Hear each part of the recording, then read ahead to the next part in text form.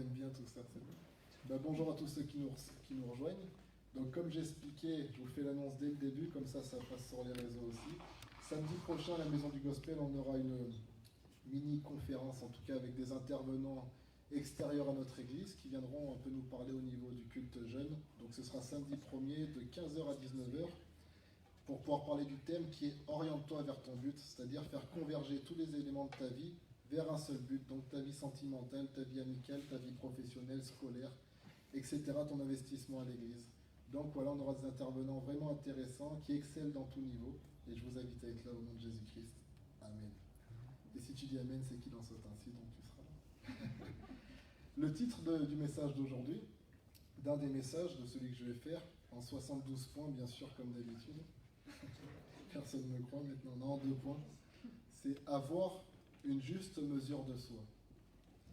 Je vous passerai le dit à ton voisin, mais voilà, avoir une juste mesure de toi. C'est pour toi, Samani. Dans Juge, chapitre 6, on va lire à partir du verset 11 à 16. Puis vint l'ange de l'Éternel, et il s'assit sous le térébinthe d'Ophra, qui appartenait à Jonas de la famille d'Abiézer. Gédéon, son fils, battait du froment au pressoir pour le mettre à l'abri de Madian. Madian, c'était un peuple qui était ennemi d'Israël. L'ange de l'Éternel lui apparut et lui dit : « L'Éternel est avec toi, vaillant héros. » Gédéon lui dit : « Ah, mon Seigneur, si l'Éternel est avec nous, pourquoi toutes ces choses nous sont-elles arrivées ? Où sont tous ces prodiges que nos pères nous racontent, quand ils disent : L'Éternel ne nous a-t-il pas fait monter hors d'Égypte ? Maintenant l'Éternel nous abandonne, et il nous livre entre les mains de Madian. L'Éternel se tourna vers lui et dit : Va avec cette force que tu as, et délivre Israël de la main de Madian. N'est-ce pas moi qui t'envoie ? Gédéon lui dit : Ah, mon Seigneur, avec quoi délivrai-je Israël ? Voici, ma famille est la plus pauvre en Manassé, et je suis le plus petit dans la maison de mon père. L'Éternel lui dit : Mais je serai avec toi, et tu battras Madian comme un seul homme. Amen. On connaît tous ceux qui sont là depuis longtemps, ou dans d'autres églises, c'est des passages connus, hein, Gédéon, etc. On en parle souvent, parce que c'est arrivé. Ce n'est pas des clichés chrétiens, c'est des choses qui sont réellement arrivées. Des personnes qui ont existé, qui avaient des qualités, des défauts, comme nous.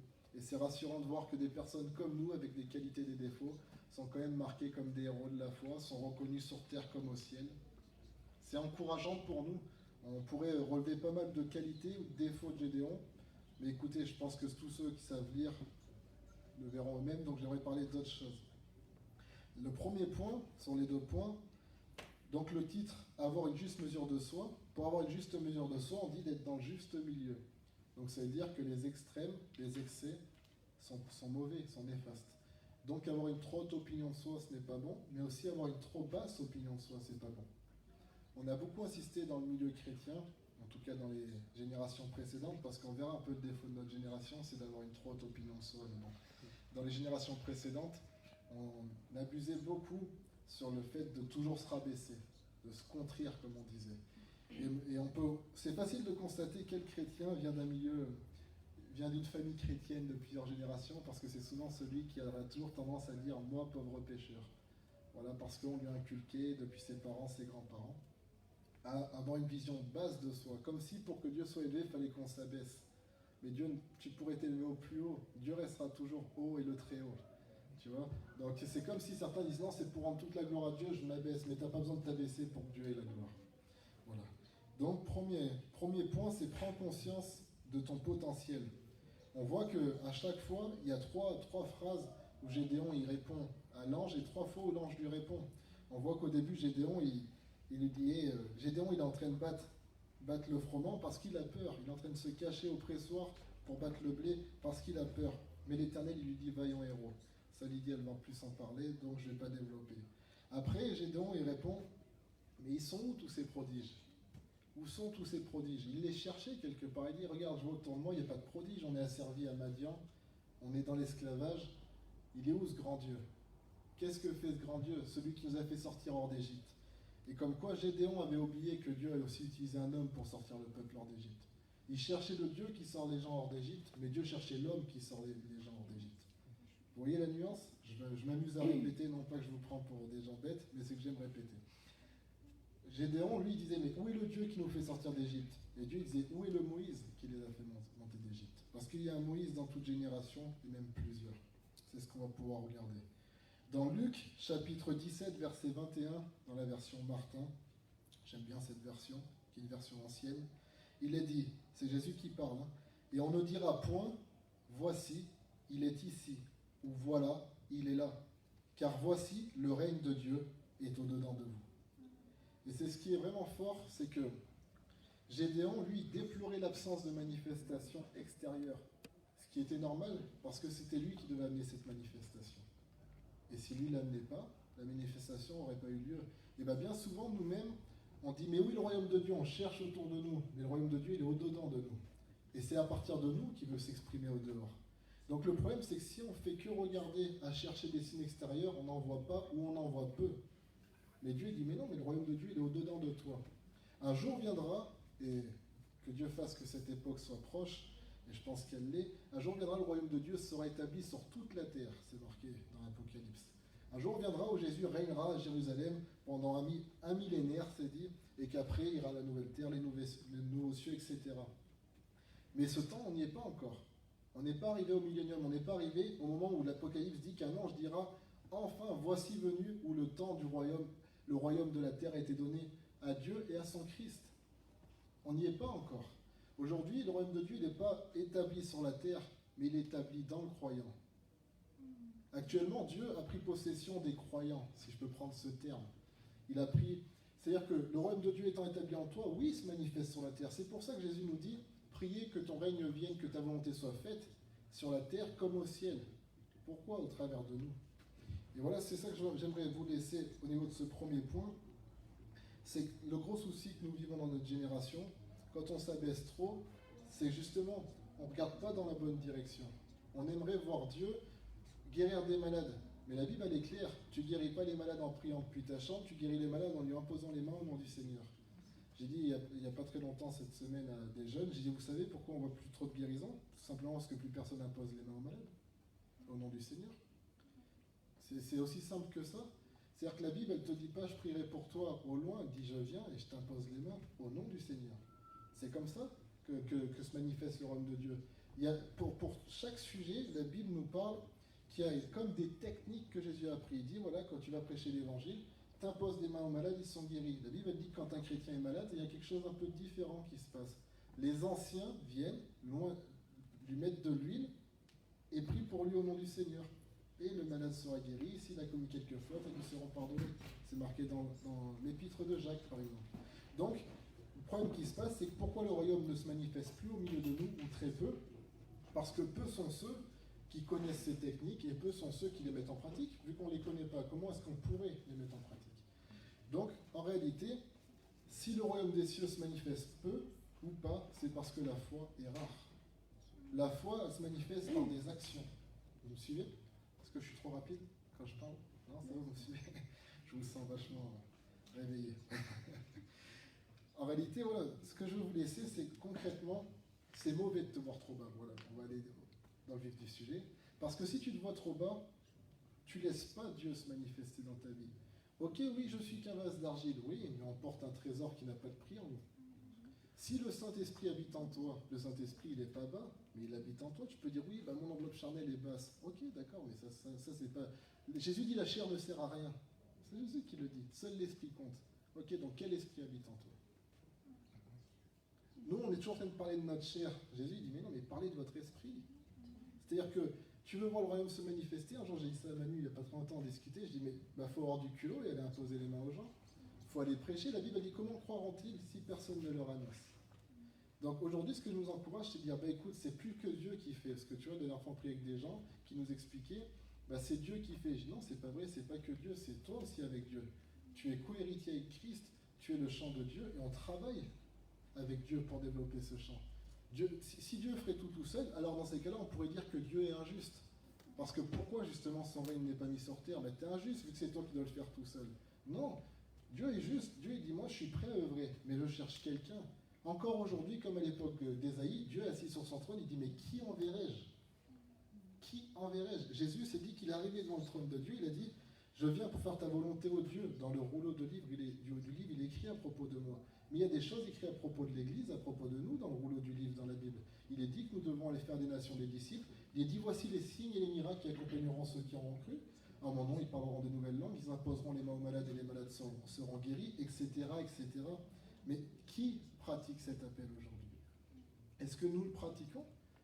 La question, c'est pas est-ce que ça existe ou est-ce que ça marche? Ça existe et ça marche. Et j'en suis témoin. Moi, je le pratique par moment et ça existe et ça marche. Je peux le confirmer. Mais le problème, c'est qui a la foi, qui croit au-delà de la philosophie chrétienne, que ça marche. Parce que, comme je disais hier à ma femme, je dis, bah, c'est facile, avant-hier, j'ai dit, c'est facile là, d'être dans une chambre et de prier, de lier, allez, chacha, là, tout ce que tu veux. Mais concrètement, sur le terrain, qu'est-ce que tu fais? Il n'y a pas longtemps, on a vécu une expérience avec quelqu'un ici présent, où il fallait aller prier pour une personne malade.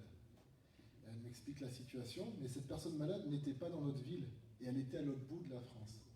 Alors, puis j'ai dit, bah, écoute, on va prier, et je réfléchis, parce que l'autre bout de la France ou non, je me dis, bah, s'il faut y aller, on prend la voiture, on y va. On fera confiance à Dieu pour le reste. Mais à un moment, je suis dans ma voiture en train de prier avec ces personnes-là, et je me dis, mais je sais que c'est une pensée de Dieu. Je me dis, ben non, nous on croit, mais c'est orgueilleux de penser que toi, tu as besoin de traverser la France pour aller prier pour un malade, alors qu'il y a peut-être une église dans cette ville où aller. Et peut-être qu'on connaît des croyants dans cette ville. Et en l'occurrence, on en connaissait. Donc on a contacté ces croyants qui nous expliquaient ne pas pouvoir se rendre à ce lieu-là pour prier pour cette personne malade parce qu'ils avaient une réunion de prière ou je ne sais pas trop quoi le soir. Bon, j'ai ri au fond de moi et je me suis dit, ah bon, c'est génial. Donc en fait, on fait que être dans la théorie. Il y a des personnes, vous savez, elles sont très fortes dans les études, mais elles n'ont jamais de travail parce qu'elles ne sont pas fortes dans la pratique. Et bien aujourd'hui, Dieu nous demande d'avoir une bonne théorie pour avoir une bonne pratique. Et la personne avec qui j'étais, qui priait, elle aurait pu se déplacer, elle l'aurait fait 100 fois de se déplacer. Mais elle s'est dit, bah ouais, c'est vrai, t'as raison, je vais appeler ces personnes-là. Et elle a dit cette belle phrase, et que je le dis devant les cieux, et j'espère qu'elle sera notée pour le jour de son jugement, qu'elle a dit ça, parce que j'ai trouvé ça très beau. Elle a dit, mais tu sais, c'est urgent, il faut y aller maintenant. Ce que ça veut dire, c'est que cette personne, elle croyait que s'ils y allaient, ça allait marcher. Et bien ces personnes n'y sont pas allées, parce qu'ils n'avaient pas le temps, ils ont dit, bon, on va essayer de rentrer en contact, tout un protocole bien chrétien pour cacher l'incrédulité. Et bien la personne concernée est morte le lendemain matin. Parce que personne n'allait lui imposer les mains au nom du Seigneur. Tu dis, ah, mais peut-être ça n'aurait pas marché. Oui, mais peut-être ça aurait marché. Qu'elle soit morte, ça c'était écrit. Il n'y avait pas besoin d'être prophète pour savoir qu'elle allait mourir dans les quelques heures qui allaient suivre. Ça te coûtait quoi d'y aller?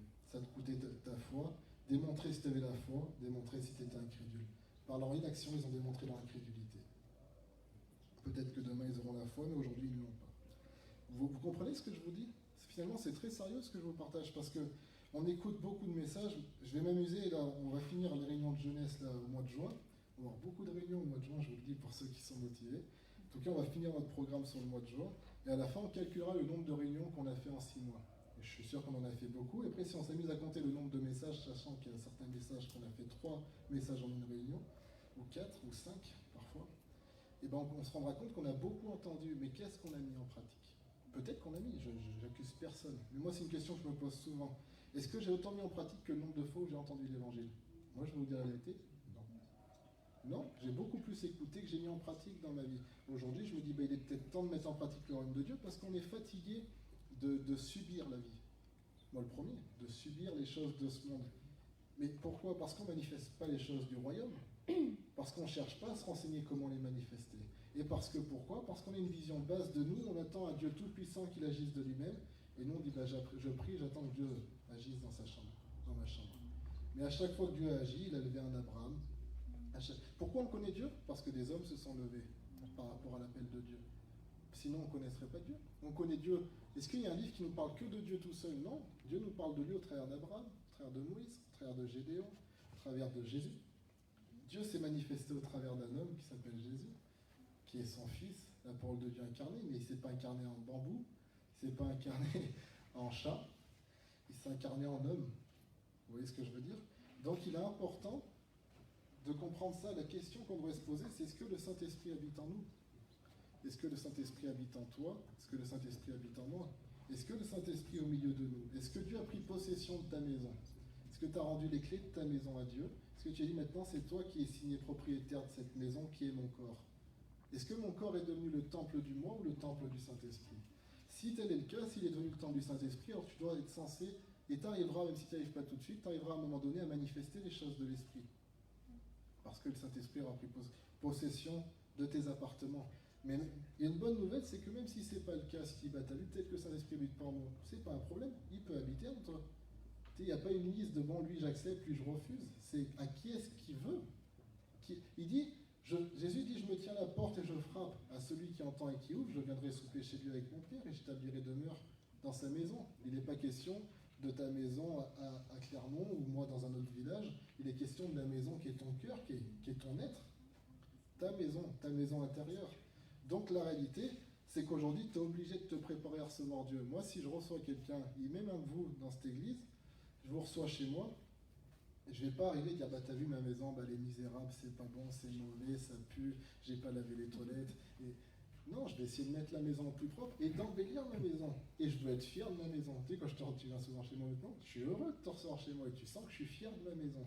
Je dis pas que c'est le palais de Wuttingan, ou je sais pas comment ça s'appelle là. Je connais pas tous ces noms-là. Je connais le royaume des cieux et le temple de Dieu, le reste, je m'intéresse pas trop. Mais ce que je veux dire par là, c'est qu'au bout d'un moment, tu dois valoriser les choses telles qu'elles sont. J'habite pas dans une bicoque, j'habite dans une maison. T'imagines, le malade mental, tu viens chez moi, je te dis, bah t'es je te présente mon 10 mètres carrés. Tu dis, t'es malade, ça fait 130 mètres carrés. Mais non, ça fait 10 mètres carrés. Tu sais ce que tu te dirais, mais je m'en vais parce que s'il me dit ça, mais ça se trouve qu'il va me servir des pâtes, il va me dire, tu sais, c'est des pâtes, ça sera des asticots. Parce qu'il ne sait plus valoriser les choses telles qu'elles sont. C'est la même forme, c'est un petit peu bizarre. Lydie n'aime pas les asticots, si vous voulez lui faire peur un jour. La Bible dit, j'ai cru, voilà pourquoi j'ai parlé, mais c'est aussi marqué dans Marc chapitre 16 au dernier verset, le Seigneur confirmait leur prédication par les signes qui l'accompagnaient. Donc tu as vu, Dieu confirme. Mais il faut que tu prêches pour que Dieu confirme. Il faut que tu annonces pour que Dieu confirme. Il faut que tu oses prier pour que Dieu confirme. Je pourrais vous raconter plein de témoignages hors moment filmé parce que ça sert à rien de se faire de la pub à soi-même, mais de guérison qu'on a pu vivre avec des personnes au boulot par exemple. Juste en imposant les mains, en disant, bah t'as vu, on va faire ce que dit le Seigneur. En ordonnant des délivrances qu'on a pu vivre dans la rue. Pas au milieu de sites chrétiens ou tous en train de se chauffer. Là, j'ai chaud, c'est normal, il n'y a pas de clim. Ah, c'est la présence de Dieu. Non, je te dis, c'est qu'il n'y a pas de clim. Tu vois, ah, tu sens cette odeur, c'est l'odeur de l'esprit. En fait, non, tu as juste cette ligne qui est rentrée, elle avait mis du parfum. Tu vois, des fois, c'est un peu marrant. Mais par contre, quand tu es dehors, justement, c'est là où tu vois si c'est vrai ou pas vrai. Est-ce que les gens, l'onction, ils ne savent pas ce que ça veut dire. Par contre, si tu la démontres, ils diront, tiens, il s'est passé quelque chose qu'on n'a jamais senti. Là, et là, tu peux dire, bah, ça, c'est l'onction. Comme quoi, c'est important d'aller manifester le royaume de Dieu. Et pour ça, il faut prendre conscience de son potentiel. Dieu n'a pas dit à Gédéon, je vais te changer et tu pourras accomplir la volonté de Dieu. Non, il dit, va avec la force que tu as, tu l'as déjà en toi. Dieu ne dit pas à Gédéon, futur vaillant héros. Non, il l'appelle vaillant héros. Toi, tu te dis, mais t'as vu aujourd'hui, et je te regarde pour rigoler, hein, Charlinda, mais tu pourrais te dire, bah t'as vu aujourd'hui mon engagement avec Dieu, ceci, cela. Peut-être c'est ce que tu te dis, mais pour Dieu, t'es déjà qui tu dois être.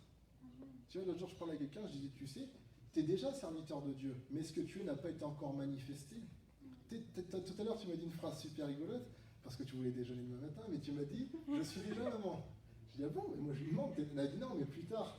Alors après, on n'est pas des fous à dire, bah t'as vu, moi je suis déjà grand-père. Tu dis, il est bizarre, il n'a même pas d'enfant. Mais au fond de toi, t'as vu, moi j'étais déjà un homme quand j'étais un bébé. J'avais tout d'un être masculin, mais j'avais les chromosomes, les gènes qui allaient faire de moi un homme, par la logique des choses. Si le Saint-Esprit habite en toi, ce que tu dois devenir, tu le deviendras. Tu n'as pas à te mettre une pression, une panique, tu es déjà cette chose-là. Et autant voulu, Dieu la débloquera.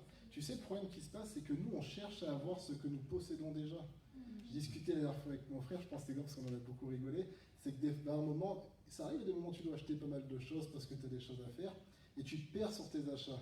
Et un jour, mon frère me dit qu'il voulait prendre quelque chose, il s'est rendu compte qu'il l'avait déjà. Et moi, on en a rigolé pendant longtemps. J'ai dit, mais c'est vrai que quand tu es dans des moments où il faut que tu renouvelles pas mal de choses, tu te perds sur ce que tu as déjà pris ou pas déjà pris. Mais bien souvent, c'est ce qu'on fait dans la foi. On me dit, Seigneur, voilà, donne-moi ça, mais il dit, je te l'ai déjà donné. Tu vois, on essaye d'acquérir ce qu'on a déjà. Rien que là, on s'est fait avoir par le diable. C'est un illusionniste, c'est un malin et c'est un menteur. Pourquoi? Parce qu'il veut te voler ton temps. La bénédiction, elle est déjà en toi. Si tu es né de nouveau, le Saint-Esprit, il habite en toi. Tu peux manifester les charismes du Saint-Esprit. Et nous, on est là en train de demander à Dieu Mais permets-nous de manifester. Et je vous ai déjà permis. Je vous ai donné le nom de Jésus. Je vous ai déjà permis. Je vous ai donné les techniques pour le faire. Mais permets-nous. Mais je vous ai déjà permis. C'est-à-dire qu'on peut continuer comme ça jusqu'au bout de sa vie. Vous me suivez? J'essaie de relire mes notes. Je crois que j'ai à peu près tout dit. Ok. Le deuxième point, donc vous m'avez suivi un premier point, donc le titre, avoir une juste mesure de soi. Premier point, prendre conscience de son potentiel. Le royaume de Dieu est au-dedans de nous. Manifestons ce royaume. Et pour ça, on doit aller le manifester. On doit avoir une démarche personnelle. Voilà. Donc pour ça, tu dois être conscient de je suis porteur de Dieu.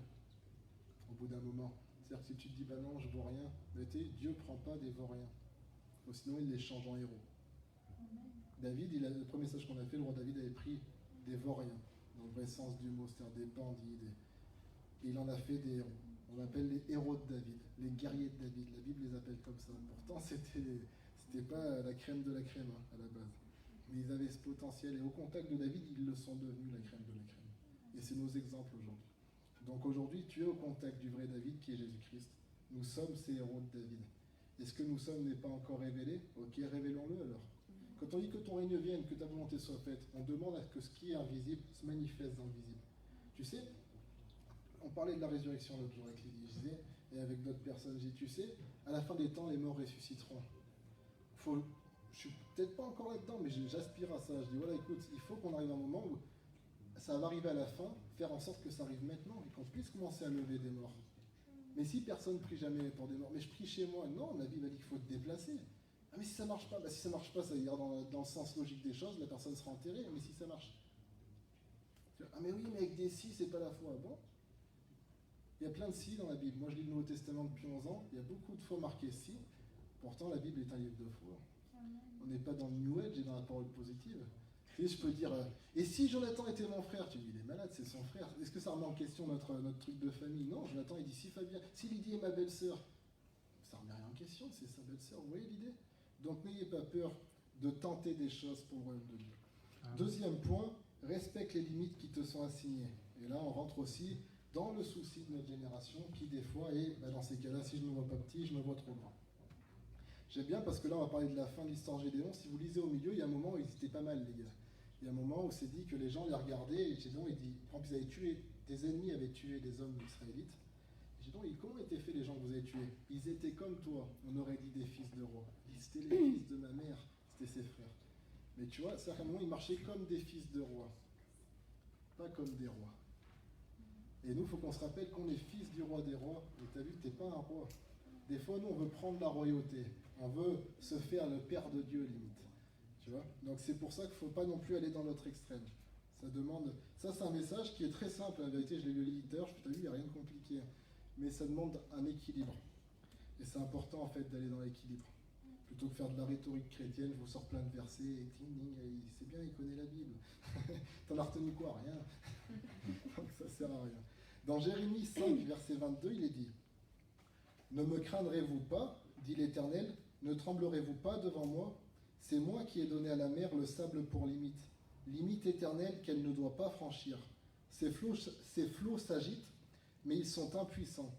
Ils mugissent, mais ils ne la franchissent pas. » Ne franchissent pas quoi? La limite que Dieu lui a imposée. Personne ici, de sensé du moins, n'oserait dire que la mer ne peut pas recouvrir la terre. Au début de la création, la mer recouvrait la terre. C'est marqué. Il y a eu le déluge, la mer a recouvert la terre et malheureusement, on a vu des vidéos de tsunamis, etc., où la mer recouvre la terre. La mer a la capacité de détruire la terre. Ça a déjà été fait et c'est censé ne plus se reproduire, en tout cas pour toute la terre. C'est la promesse de Dieu. Mais donc on ne peut pas se dire que la mer n'a pas la capacité de détruire ou de recouvrir la terre. Pourtant, elle ne le fait pas. Alors pourquoi est-ce qu'elle ne le fait pas? Vu que ce n'est pas par manque de capacité. Tout simplement, c'est parce qu'elle n'en a pas l'autorisation. Bien souvent, nous, on a envie de faire des choses, et si on ne nous propose pas de les faire, ou si on ne nous permet pas de les faire, on le prend comme si ça remettait en question notre capacité. Pourquoi je prêche pas? Je sais prêcher. Pourquoi je fais pas ça? Et lui, il le fait alors que je sais le faire. Tu prends la mouche, comme on dit, parce que tu crois, et tu le prends comme si ça voulait dire tu ne sais pas prêcher, tu ne sais pas chanter, tu ne sais pas faire des dessins. Non, ça n'a rien à voir. Imagine-toi, quasi, j'espère, où quasiment tout le monde peut écrire un petit mot sur une feuille tout de suite. Mais si je donne cette feuille à Adeline ou à Stan et que je demande, bah tiens Stan, tu pourrais m'écrire Fabien, rendez-vous avec Yaël tel jour. Est-ce que c'est que je remets en question la manière d'écrire du frère ici présent ou de Charlène? Non, je sais que Charlène sait écrire, mais c'est à Stan que je l'ai demandé, c'est tout. Peut-être qu'à un moment je te demanderai à toi, mais ça ne remet pas en question ta manière ou ta capacité. Mais bien souvent, si vous réfléchissez, pourquoi nous sommes frustrés? Parce qu'on a toujours l'impression d'être remis en question par le monde entier. Parce qu'on ne nous propose pas ou qu'on ne nous donne pas l'opportunité actuellement de faire quelque chose. Ici, tout le monde sait parler. Je ne suis pas celui qui parle le mieux, j'en suis persuadé. Mais j'ai pris le micro. Est-ce que ça remet en question ta capacité de parler ou même de prêcher, d'enseigner la parole? Pas du tout. Simplement, c'est moi qui le fais aujourd'hui. Tu comprends l'idée? C'est important. Pourquoi? Parce que sinon, on est toujours dans la frustration. Nous, les humains, on regarde à ce que nous avons, à ce que nous faisons. Dieu regarde à ce que nous sommes. Et nous, si on fonctionnerait de la même manière, si on regarderait à ce que nous sommes, ça nous aiderait. Parce que je peux prendre tous les vêtements. Je vais prendre Stan, parce que je sais que je prends toujours mon frère. Vous allez dire que je suis vraiment un vrai chauvin, que ma famille. Et on est de la même famille aussi, de la famille de Dieu. Si je prends tous les vêtements de Stan, je te laisse ton slip, t'inquiète pas. Si je prends tous ces vêtements, ça sera peut-être un homme nu, mais ça sera un homme.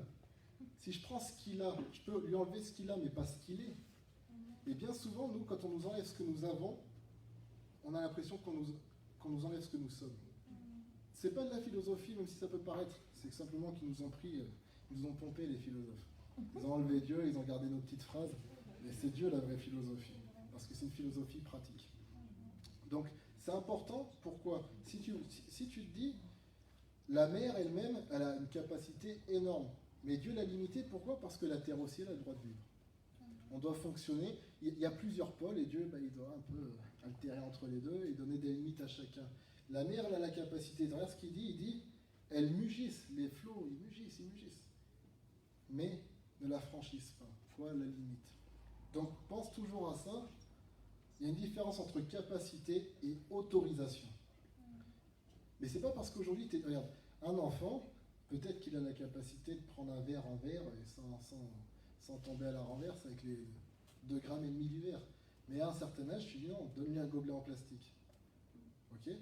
Mais ça ne veut pas dire, t'as vu, à part ma femme, des fois je donne un gobelet en plastique, je ne suis pas encore trop serein. Mais non, mais je veux dire, ça ne veut pas dire qu'à un moment, il ne pourra pas prendre un gobelet en verre et aller se servir lui-même. Vous voyez l'idée un peu? Aujourd'hui, Dieu te dit, voilà les limites que je t'impose. Mais ça ne veut pas dire que demain, il n'élargira pas l'espace de ta tente. C'est même marqué dans la Bible. En Dieu, tout est évolutif. C'est ce qui est génial avec Dieu. C'est-à-dire qu'aujourd'hui, tu peux te décharger de la frustration, dire, aujourd'hui, mon cercle d'action est limité à cet endroit-là. Mais la vérité, si tu es bon là-dedans, si tu es comme Dieu, si tu dis, Seigneur, moi je t'honore là-dedans, c'est ce que je fais, pas ce que je suis. Jésus, tu sais, il était fils de Dieu 2 semaines après sa naissance. Pourtant, il ne faisait pas ce qu'il faisait à 31 ans. Ouais. Jésus a toujours été fils de Dieu. Hein. Simplement, il a manifesté des choses de plus en plus grandes au fil du temps de son ministère. Toi, aujourd'hui, tu es peut-être un moment, et moi le premier, un moment de ta vie où tu te dis, punaise, j'aimerais aller plus loin. Ok, mais même quand tu seras plus loin, ça ne changera pas ce que tu es. Tu es fils de Dieu. Tu l'étais au moment de ta conversion, au moment de ton baptême, tu le seras au moment où tu lèveras des paralytiques, mais tu ne le seras pas plus. Tu as l'impression que tel prédicateur est plus enfant de Dieu que toi. Non, c'est faux. Moi, je crois personnellement, et selon la Bible dit que Dieu n'a pas de favoritisme. Que Dieu aime ses enfants de la même manière. On parlait avec Yvan il n'y a pas longtemps, c'est avec toi qu'on parlait de grande mission. Et avec mon frère aussi, on a déjà parlé. Je dis, moi, je pense qu'il n'y a pas de grands hommes de Dieu. Il y a des hommes qui ont des missions d'importance différente. Je ne suis pas plus grand que toi, tu n'es pas plus grand que moi. Je ne suis pas plus grand que Bénigne, mais il n'est pas plus grand que moi. On est enfant de Dieu. Après, il est plus vieux que moi, plus avancé que moi, plus avancé que nous, mais pas plus important que moi. On est deux fils. Mon frère a 6 ans et demi plus que moi. Il n'était pas plus important pour mes parents, plus enfant de ma mère que moi, mais il était plus vieux que moi. C'est simplement ça. Plus avancé en âge que moi, mais pas plus important que moi. Vous me suivez? Et ça, c'est important. Parce que même si on a des parents qui peuvent faire des faux du favoritisme, Dieu n'en fait pas en tout cas. Ça, c'est vraiment marqué. Et Dieu n'en fait pas. Dieu n'a pas d'enfants plus importants les uns que les autres. Par contre, selon la mission qu'il donne à certains, il y a une mission de plus ou moins grande. Je prends le temps, je sais que je m'étends, mais c'est pour que vous compreniez bien ce que c'est, parce que c'est important, parce que sinon vous allez être frustrés toute votre vie. Et si déjà le monde fait en sorte de nous frustrer, je ne veux pas qu'on soit frustré dans le royaume de Dieu, parce qu'il n'y a pas de sujet de frustration dans le royaume de Dieu. Il y en a assez pour tout le monde, il y a assez de place pour tout le monde, et à la fin on n'aura même pas fini de tout consommer. Donc inquiétez-vous pas, tu peux trop servir et prendre du rab, il y aura toujours de quoi manger dans le royaume de Dieu. Et ça c'est important.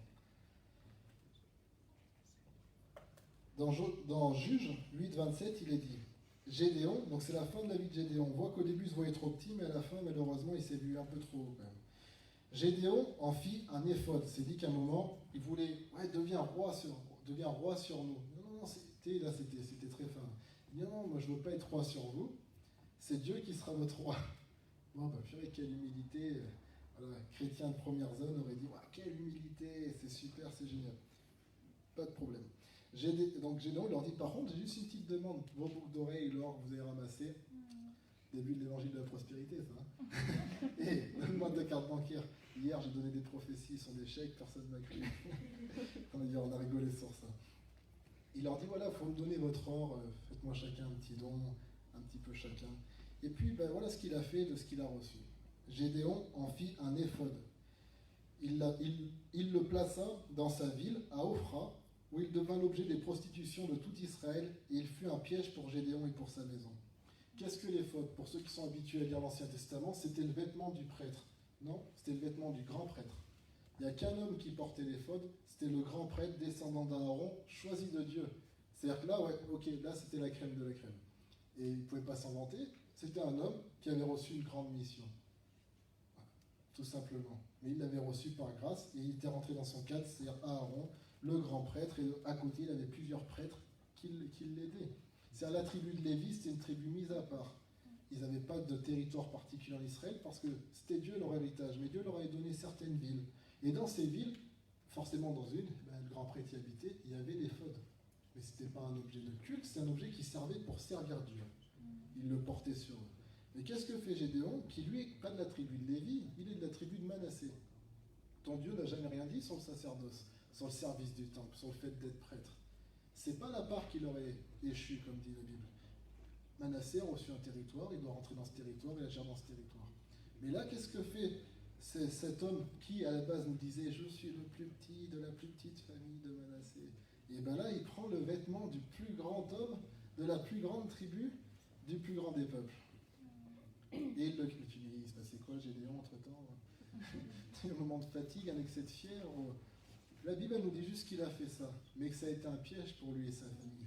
Pourquoi? Parce qu'à un moment de sa vie, on voit que Gédéon, il allait en dehors du cadre qui lui était prescrit. Il allait en dehors de ce que Dieu lui donnait d'être. Limite, il aurait pu être le chef d'Israël. Il avait été chef d'Israël pendant tant d'années. Être roi d'Israël, c'est à peu près la même chose. Il aurait pu dire, non, je ne veux pas être roi, mais je continue à être leader d'Israël comme il l'était, comme Dieu lui avait donné d'être. Mais quelque part, il se retire de ce que Dieu lui a donné d'être pour aller prendre ce que Dieu ne lui a pas donné. Combien de fois est-ce que nous retirons de ce que Dieu nous a donné pour aller prendre ce qui ne nous appartient pas? Et bien à la fin de sa vie, c'est dit que ça a été un piège pour lui. Au pire, c'est son problème, mais pour tout Israël. Et je pense que devant Dieu, il a dû en rougir.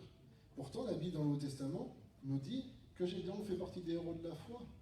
Comme quoi la foi est importante, bien entendu, on sait, c'est parfois que nous sommes sauvés par la grâce, mais aussi par le moyen de la foi. Mais la foi doit s'accompagner aussi. Avoir la foi ne veut pas dire que tu as des actions justes. Il y a des gens qui ont une grande foi, mais franchement, ils ont dans leur action une manière d'être, une manière de penser qui est complètement bête, complètement à côté de la plaque. Donc on doit développer la foi, mais on doit aussi développer la sagesse pour agir avec sagesse et dire voilà, quelle est la part qui m'est échue aujourd'hui. C'est pas évident, ça demande vraiment un travail, ça demande de prier, ça demande de lire la Bible, ça demande de chercher Dieu, de jeûner en temps voulu. C'est pas facile, moi je trouve que c'est quelque chose des plus difficiles, c'est comprendre quel est ton périmètre. C'est délicat parce qu'en plus, quand Dieu te parle, par exemple, il dit, les gens, il te dit, t'es appelé à faire ça. Mais aujourd'hui, tu te dis, alors c'est bon, j'y vais, je le fais. T'imagines, t'es appelé à parler au roi de la terre et tu croises Macron, tu dis, bon, écoute-moi bien. Mais tu vas en prison, tu dis, mais je comprends pas pourquoi. Déjà parce que tu vas pas parler correctement. Et je t'ai dit, t'es appelé, tu sais ce que tu feras, mais peut-être qu'aujourd'hui, il aurait fallu que tu parles à ton voisin ou au maire de ton village. Ou, tu vois, il aurait fallu que tu prennes étape par étape. C'est pas un mal en soi, mais malheureusement, c'est une mauvaise orientation qui conduit au mal. Et bien souvent, c'est ce qu'on voit dans notre génération, c'est que beaucoup d'entre nous, si ce n'est chacun d'entre nous, peut-être, en tout cas pour vous, je ne sais pas, pour moi ça a souvent été le cas, et bien par moment, par excès de zèle, on commence à prendre des parts qui ne sont pas encore les nôtres. Même si un jour elles le deviendront, mais il faut savoir rester dans sa part actuelle pour pouvoir atteindre pleinement le potentiel de sa part future. Ça c'est une phrase de Mug, ça. Le Mug est grand, vous avez bien compris. La même chose qui arriva au fils de Gédéon, qui était le fils de sa seconde épouse. Il en a eu plusieurs épouses, mais là c'était, si on comprend bien, la dernière. Alors, il y a toujours la dernière roue du carrosse, et ben elle a eu un fils. Et il s'appelait Abimelech. Nous on dit Abimelech, mais ça se dit Abimelech. Pourquoi je le dis comme ça? Parce que c'est de l'hébreu. Abi veut dire père, Melech veut dire roi. Est-ce que c'était son nom? Je ne sais pas trop. Par contre, je sais que dans l'Ancien Testament, c'était un titre, Abimelech. C'était le titre du roi des Philistins. Et bien ce fils, moi je pense qu'il a pris ce titre. Vous savez, quand on dit des fois, on veut se faire le père de Dieu. Son père a refusé la royauté, mais lui il disait qu'il était le père du roi, Abimelech. Alors que c'était le dernier des fils. Et vous lirez l'histoire, c'est au chapitre 9 de Juge. Je n'arrive pas à dire Josué quand je dis Juge, je ne sais pas pourquoi. Au chapitre 9, il tue tous ses frères pour pouvoir avoir la royauté sur le peuple. Mais par moment, on ne va pas jusqu'à zigouiller toute l'église, hein, mais des fois, on étouffe tout le monde à force de prendre toute la place. Moi, ce que je dis souvent, je dis, nous, on a déjà cette chance, c'est une vraie grâce, on a un espace où on peut exprimer notre pensée, on peut prêcher, apporter quelque chose. Ça demande une responsabilité, c'est un devoir, mais c'est aussi une grâce quand même de pouvoir être là au micro, vous partager la parole. Et moi, je vois ça plus comme une grâce que comme un devoir. Quand on fait ce qu'on aime, c'est agréable. Mais t'imagines, alors je suis là, demain, imagine-toi, ça serait moi qui prêche, c'est pas le cas. Et puis je commence à prendre la cellule du pasteur, puis je viens chez Rucline, je dis, je vais prêcher à ta place. Je dis, mais punaise, il est partout. Je dis, sans rigoler à quelqu'un cette semaine, je dis, mais t'as des gens, ça fait peur, t'ouvres n'importe quelle porte, ils sont derrière.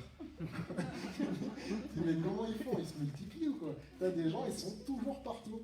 Et tu te dis, mais c'est bizarre, c'est pas qu'ils ont un style atypique et que tu les vois de loin, c'est qu'ils, non, c'est, je sais pas, tu commences à vouloir prendre quelque chose, il court, il le fait.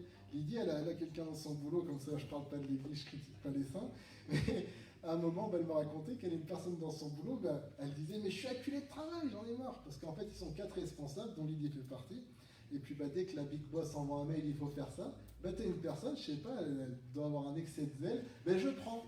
Si tu prends, on te le laisse. Et je prends, mais à la fin de la journée, elle peut pas avoir tout fait, tu vois le délire, quoi.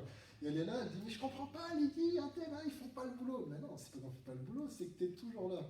C'est toujours toi qui. Tu réponds après, je prends, mais elle fait pas. Alors que cette personne, elle devrait comprendre, prends ta part du boulot, prends un quart, vu qu'ils sont 4, prends un quart et laisse les 3 quarts aux 3 autres. Mais non, on a la volonté de toujours tout prendre. Et t'étouffes les autres. C'est un peu une forme, je suis un peu cru, mais d'assassinat. Tu prends la place de tes frères, et des fois dans tes frères, il y en a qui sont peut-être plus dignes de la royauté que toi.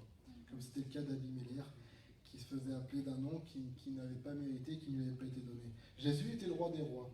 Jésus est la parole de Dieu.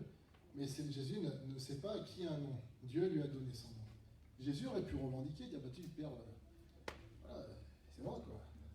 Et il a tout droit. Salomon avait le droit de dire, je serai roi, mais non, c'est son père qui lui a donné la royauté. Comme quoi, il en avait la capacité, mais il attendait l'autorisation. Nous, des fois, on revendique devant Dieu, mais j'ai cette capacité. Mais Dieu dit, mais je ne remets pas ça en question, mais est-ce que tu as l'autorisation? Hier, on est parti à Lyon pour certaines choses importantes. Il y a une maison que j'ai écrit à mes oncles qui sont au ministère. Je dis, si vous avez vraiment un conseil à nous donner, vous avez tout ça.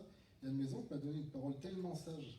Il m'a dit, il avait peur. Il m'a dit, voilà, j'espère que tu comprends. Je ne suis pas en train de briser ton élan. Je fais, non, je comprends ce que tu as dit, c'est super sage. N'allez que où vous êtes permis d'aller. N'allez que où on vous permet d'aller. Waouh, je me dis, qu'est-ce que c'est sage? Je dis, tonton, mais merci. Ça s'applique à tout dans la vie, en fait. N'allez que où on vous permet, pas où vous vous permettez d'aller. Parce que sinon, t'enfonces toutes les portes. Et oh, qu'est-ce qu'il y a? Tu te crois dans un film de guerre, quoi. C'est Sylvester Stallone version chrétien. Mais non, où est-ce que Dieu te permet d'aller? Quelle est la zone, même géographiquement, même dans tout, dans l'œuvre, dans l'église. Vous savez, je t'ai pas dit qu'est-ce que le pasteur te permet de faire, on est un groupe de jeunes, qu'est-ce que moi je te dis de faire, qu'est-ce que Dieu te dit de faire. C'est important de dire, voilà, non, honnêtement, t'as vu, j'aimerais que tu prêches. Non, merci, toi t'aimerais, mais moi je t'avoue, là tout de suite, par exemple, je me sens pas apte, mais je vais travailler pour l'être. Moi, il y a 2 semaines, on m'a proposé d'aller prêcher à l'étranger pour une conférence assez importante. C'est mon rêve, un de mes rêves, on va dire, dans la vie de quiconque prêche l'évangile, et de prêcher à d'autres niveaux. Je pleure pas souvent, moi, et je me confesse, j'ai eu des petites larmes quand même. J'ai des petites larmes de tristesse de constater que malheureusement je suis pas apte tout de suite. Mais si, tu te rends pas compte, t'es apte, je te remercie de me dire que je suis apte, mais moi je sais ce qu'il y a en moi, je connais mon cœur, je connais ma vision des choses. Mais tu sais quoi? Merci de m'avoir ouvert cette possibilité, je vais travailler pour devenir apte en temps voulu, dans le futur. Actuellement, je pense qu'il y a d'autres gens qui pourront le faire à ma place. Ah, pour cette humilité, non, c'est pas de l'humilité, c'est du réalisme. Après, t'appelles ça comme tu veux, si ça t'aide à dire que c'est de l'humilité. Mais non, c'est être réaliste. Tiens, non, je ne dis pas que je suis pas appelé à le faire, je te dis qu'actuellement, je suis là, et tu me dis d'aller là. Non, je peux pas. Voilà, c'est avoir une juste vision de soi-même. Je vais lire simplement cette phrase, qui est longue. Il ne faut pas bousculer le temps, acceptons les limites qui nous sont données, qu'elles correspondent ou non à nos capacités. Dieu est un sage gestionnaire, il sait pourquoi il est bon d'agir ainsi. Pour nous, comme pour notre entourage, en temps voulu, si telle est sa volonté, notre domaine s'élargira. Okay. Moi, j'ai commencé par avoir un 20 mètres carrés. Voilà, ça m'allait bien, petite garçonnière, comme on dit en France. Puis après, je me suis marié. Toute personne en plus est entrée dans cette maison. Bon, ça allait au début, après il faut plus grand. Et après, j'ai eu plus grand. Si on m'aurait donné 130 mètres carrés, je pense que j'aurais pu aspirer le sol, c'est pas trop un souci. Mais est-ce que ça aurait été utile? Est-ce que j'aurais su le gérer, l'optimiser? Non. Dieu ne fait pas de gâchis. Donc ce que Dieu te donne aujourd'hui, c'est pas pour remettre en question tes capacités, au contraire, c'est pour les développer et dire, t'as vu cette petite chose, si tu sais être bon là-dedans, plus ça va grandir peu à peu, tu seras encore bon dans le reste. Le problème, c'est que si je te donne un trop grand domaine, tu seras perdu. Au début qu'Israël a conquis Canaan, on l'avait lu, Dieu n'a pas fait chasser tous les peuples dès le début. Pourquoi? Il a dit parce que le territoire est trop grand et vous n'êtes pas assez nombreux. Donc vu que vous n'allez pas peupler tout ce territoire, malheureusement il va se transformer en désert, il y aura des bêtes sauvages, ça sera néfaste. Autant laisser ces peuples continuer de gouverner ce territoire, et vous commencez par ce petit territoire et grandissez. La même chose pour Jésus. Vous serez mes témoins où? À Jérusalem, en Israël, en Samarie. Et vous connaissez, ça fait un cercle jusqu'au bout du monde. Ça commence petit et ça grandit. Il n'a pas dit aller directement vers les nations. Non, commencez là. Une fois que vous aurez bien réussi ici, vous aurez compris, vous irez de plus en plus loin. Comme ça, vous restez focus sur comment dire, sur une petite zone, sur une petite zone. Sur l'épicentre. Elle parle compliqué. Je l'ai épousé quand même, mais c'est pas toujours facile les discussions, vous comprenez. La Bible dit que Moïse, dans Hébreux 3.5, elle dit que Moïse, il a été fidèle dans toute la maison de Dieu, comme serviteur, pour rendre témoignage de ce qui doit être annoncé. Tout ce qu'on fait ne doit pas forcément être fait. La question que je voudrais te poser, c'est qu'est-ce qui doit être fait? Alors j'irai servir ce qui doit être fait et être au service, pas être le roi de tel domaine. Okay? Donc ça, c'est vraiment important. Moi, j'aime beaucoup dire, c'est une phrase qu'on partage souvent en famille en ce moment, que tout est temporaire ici-bas. Donc finalement, même les mauvais moments, ils durent qu'un temps. Voilà. La gloire qu'on aura, elle sera éternelle. Comme il disait dans Gladiateur, ce que nous faisons sur terre résonne dans l'éternité.